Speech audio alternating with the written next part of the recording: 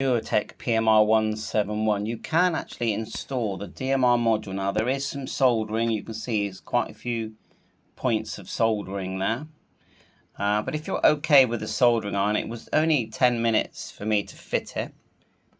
Of course, I put the links in, and we still need to learn how to set this up. But M0FXB test only. M0FXB test only. You can see there, making that no problem. There's a whole DMR menu. Just press and hold. Press and hold the menu. It's quite hard to do one-handed. And then look, DMR on the top left. Sorry, my hand's in the way.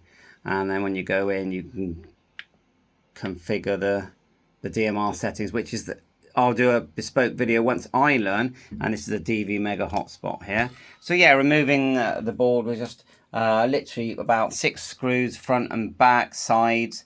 And then it just lifts off, literally just lifts off. There's 2 cases, and I've soldered the board there. The next thing, I've got the DMR, the GPS module, which annoyingly goes underneath this board. And so there's about 3 ribbons that we need to disconnect to get that in. Bye for now, more videos.